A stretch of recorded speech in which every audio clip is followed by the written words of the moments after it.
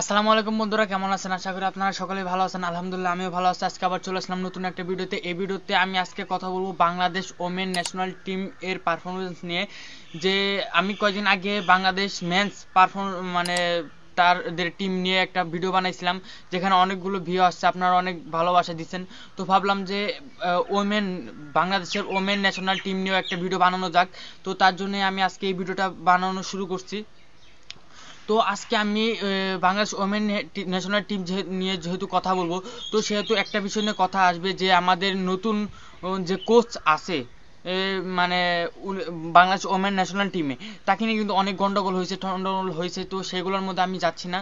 তো এখন আমি শুধু ডাইরেক্ট এই টিমটা নিয়ে কথা বলবো যে ওরা কেমন করছে 2024 সালে 2023 সালে ওনার আন্ডারে।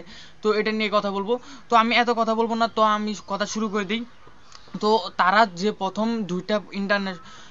আমি প্রথমে দুইটা ইন্টারন্যাশনাল ফ্রেন্ডলি ম্যাচ নিয়ে কথা বলবো। 2024 31 জুন চাইনিজ টাইপের বিপক্ষে খেলা হয়েছিল, আর একটা হচ্ছে গিয়া 3 জুন, মানে 31 মে খেলা হয়েছিল একটা, আর 3 জুন খেলা হয়েছিল একটা, যেটা হচ্ছে গিয়ে চাইনিজ টাইপের বিরুদ্ধে। কিন্তু দুটাতে আমরা হারতে হয়, কিন্তু হারতে হয়েছে খুব খারাপ ভাবে। একটা ম্যাচে প্রায় 4 গোল খায় হারছি, আর একটা হচ্ছে 1 গোল।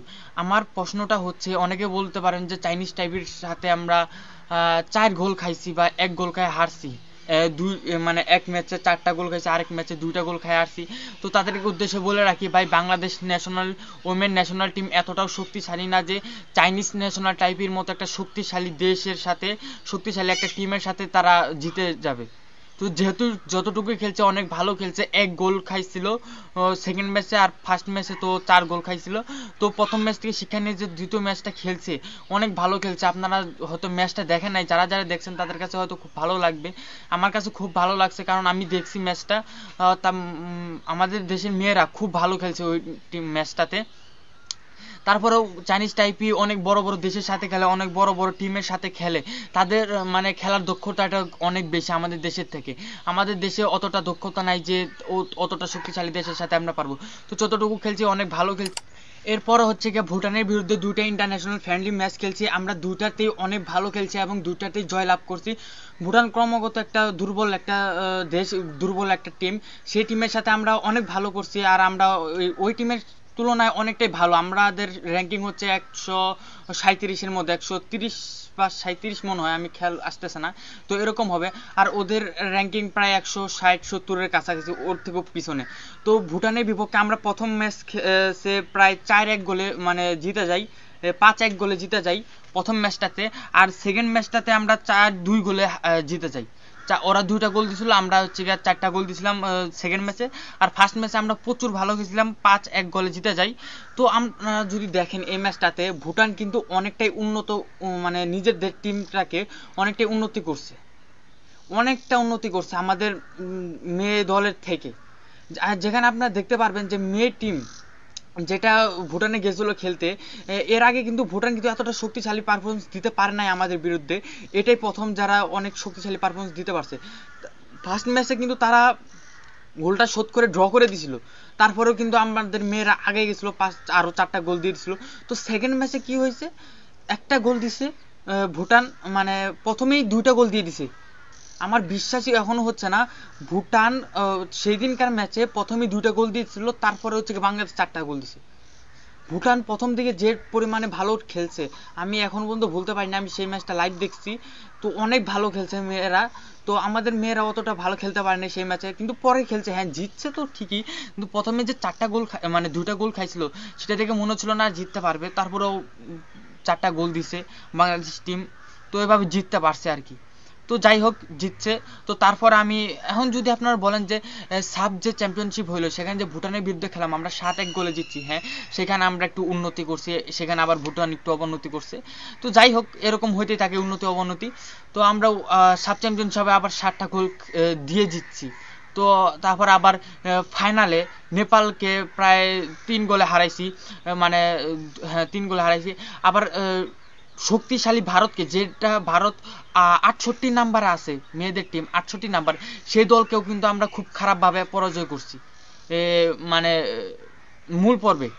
তো ভাইবে দেখেন আমাদের টিমটা কিন্তু অনেক শক্তিশালী, মেয়েদের টিম, সাউথ এশিয়ার মধ্যে অনেক শক্তিশালী একটা টিম। তারপর আমি আরো অনেক তারপরে এখন কিন্তু ভিডিওটা শেষ হয় নাই, তারপর আমি ফ্রেন্ডলি ম্যাচগুলো খেলা শেষ, বাংলাদেশের যে ওমেন্স টিম আছে আর কোনো ফ্রেন্ডলি ম্যাচ খেলা নাই। তারপরে হচ্ছে গিয়া বাংলাদেশের সব থেকে গুরুত্বপূর্ণ যে ম্যাচটা ছিল সেটা হচ্ছে গিয়ে সাব চ্যাম্পিয়নশিপ। এখন আমি সাব চ্যাম্পিয়নশিপ নিয়ে কথা বলবো, যে সেখানে বাংলাদেশ ওমেন্স টিম কেমন করছে, কেমন পারফরমেন্স দিতে পারছে বাংলাদেশকে। তো আপনারা তো জানি সেই ম্যাচটা মানে জিতে গেছে, আমাদের বাংলাদেশ জিতছে, কিন্তু সেটাখানে পারফরমেন্স কেমন ছিল বাংলাদেশের সেটা নিয়ে আজকে ডিসকাস করব। তো প্রথম ম্যাচটা ছিল পাকিস্তানের বিরুদ্ধে, যেখানে আমরা এতটা ভালো খেলতে পারিনি, পাকিস্তানের মতো একটা টিমের সাথে আমরা 1-1 গোলে ড্র করছি।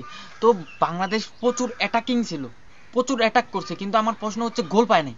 পাকিস্তান এতটা দুর্বল হওয়ার পরেও মানে হচ্ছে কপালের দোষ, এটা আমি দোষ দিতে চাই না, কপালে থাকলে হবে, না থাকলে হবে না। এখানে বাংলাদেশ অনেক মানে অ্যাটাক করছে, কিন্তু ফিনিশিং এর অভাবে গোল আসে নাই আমাদের। আর পাকিস্তান আমাদের প্রথমে একটা গোল করে দিয়েছিল, তারপর আর লাস্ট মুহূর্তে মাথায় ব্যান্ডেজ পরে একটা মেয়ের নাম আমার মাথায় আসতেছে না এখন, ওই মেয়েটা মানে গোল করে ড্র করে দেয়, ওই ম্যাচটার কোনোভাবে আমরা বেঁচে যাই। তো সেই ম্যাচটাতে আমরা কোনোভাবে ড্র করে মানে সেকেন্ড ম্যাচ ভারতের বিপক্ষে খেলি, আমরা ভারতের বিপক্ষে প্রায় 3 গোল দিই। তো দেখেন ফার্স্ট ম্যাচটা যতই খারাপ খেলি, সেকেন্ড ম্যাচটা কিন্তু আমরা আবার নিজেদেরকে গুছিয়ে এনে খুব ভালোভাবে খেলতে পারছি। যেখানে ভারত একটা শক্তিশালী দল, সেখানে ভারতের অবস্থান হচ্ছে 68 নম্বরে, সেখানে ভারতকে আমরা 3-1 গোলে হারাইছি। ভারত দিছে আমাদেরকে 1 গোল আর আমরা দিছি হচ্ছে 3 গোল। তো এখান থেকে আমরা বুঝতে পারবেন যে আমরা অনেকটা উন্নত করছি। তারপর হচ্ছে কি আমরা খেলছি ভুটানের বিপক্ষে, আমি একটু আগেই বললাম ভুটানের বিপক্ষে, ভুটানকে আমরা 7-1 গোলে হারাইছি। তো যেহেতু যেমনই হোক, তো এখানে সেমিফাইনালে উঠে যাই আমরা, সেমিফাইনালে ভুটানকে 7-1 গোলে হারাই যাই। কিন্তু এখানে একটা কাহিনী আছে, আমাদের যদি অপোজিটে দেখেন, যেখানে নেপাল আর ভারতের খেলা হচ্ছিল, নেপাল আর ভারতের এই ম্যাচটা যতটা নাটকীয় ছিল, আমার মনে হয় এতটা নাটক ভারতের সিরিয়ালেও হয় না যতটা নাটক নেপালের এই ম্যাচটাতে হয়েছিল। আমার বিশ্বাসই হচ্ছে না, এই ম্যাচটা 140 মিনিটের উপরে চলে গেছিল। আমি এরকম খেলা দেখিনি, 190 মিনিটের উপর চলে গেছিল মনে হয়। তো এই খেলাটা আমি পুরো লাইভ দেখতে দেখতে মানে মাথা ব্যথা হয়ে গেছিলো এই ম্যাচটা দেখতে। একটা গোল নিয়ে এত যে কাহিনী হয়, আমার কোনো জীবনে ইতিহাসে দেখি নাই আমি। তো এখানে যাই হোক, মেয়েদের খেলা কেউ মানে নিতে পারে না। এখন নেপালে খেলা হচ্ছে, এখন দুই পক্ষ একটু ঘাটতারামি করতেছিল, এটা নিয়ে আমি কোনো কথা বলবো না। তারপরেও ওই নেপাল ঘাটতারামি করে ফাইনালে উঠে গেছিল। ফাইনালে আমাদের কাছে কিন্তু প্রায় 2-1 গোলে হারা যায়। প্রথমে আমরা একটা গোল করি, তারপর নেপাল একটা শুট করে দেয়, তারপর আমরা আরেকটা গোল করে আমরা জিতে যাই ম্যাচটা। তো এখান থেকে বুঝতে পারবেন যে আমরা অনেকটা ভালো খেলছি। 2024-এর যে যতগুলো ম্যাচ হয়েছে আমরা সবগুলো ভালো খেলছি, শুধু ওই চাইনিজ টাইপের বিরুদ্ধে শুধু আমরা খারাপ খেলছি। চাইনিজ টাইপের বিরুদ্ধে ম্যাচগুলো আমরা ভালো খেলতে পারিনি, এটা আমাদের খুব খারাপ একটা দিক। তো আমরা ট্রাই করব যে আগামীতে যখন আমরা শক্তিশালী দলগুলোর বিরুদ্ধে খেলতে যাব, তখন একটা ভালো প্রিপারেশন নিয়ে খেলতে যাব এবং একটা শক্তিশালী দল গুছিয়ে নিব। তো এখানে আপনারা যদি দেখতে চান এই ম্যাচগুলোতে মানে ইয়ং প্লেয়ার যেগুলো ছিল, মানে জুনিয়র প্লেয়ার যেগুলো ছিল, তাদের পারফরমেন্স কেমন ছিল, যেরকম মুফতি আক্তার, তার পারফরমেন্স যদি আপনারা দেখতে চান অসাধারণ ছিল। সে কিন্তু এর আগে যাদের দলে খেলা নাই, আমি আর কোনো প্লেয়ার নিয়ে কথা বলবো না কারণ তারা সবাই পরিচিত মুখ, কিন্তু মুফতি আক্তার উনি কিন্তু অনূর্ধ্ব-17 না অনূর্ধ্ব-20 জাতীয় দল থেকে উঠে আসছে। সে কিন্তু মানে আগে জাতীয় দলে খেলার অতটা এক্সপিরিয়েন্স ছিল না, সে যে পারফরমেন্সটা করছে সত্যি দেখার মতো ছিল। এই পারফরমেন্স আসলে দেখা যায় না সচরাচর এরকম মানে জুনিয়রদের থেকে, সে জুনিয়র হিসেবে অনেক ভালো পারফরমেন্স করছে। তারপর তো আপনারা জানি ঋতুপর্ণা চাকমা, তার পারফরমেন্স দেখে তো সবাই একদম পাগল হয়ে গেছে। তার ম্যাচ শেষে যে তার নাচটা, সেটা দেখেও তো সবাই পাগল হয়ে গেছে। তো সবাই এটার উপরে ক্রাশও খেয়ে গেছেন। তো ওনার পারফরমেন্স অনেকটাই ভালো ছিল, অনেক অসাধারণ ছিল, মানে ফাটাফাটি ছিল ওনাদের পারফরমেন্স। তো আপনি যদি দেখতে চান, ঋতুপর্ণা চাকমা কিন্তু এর আগে এতটা ভালো খেলতে পারেনি, এই ম্যাচগুলোতে কিন্তু অনেক ভালো খেলছে।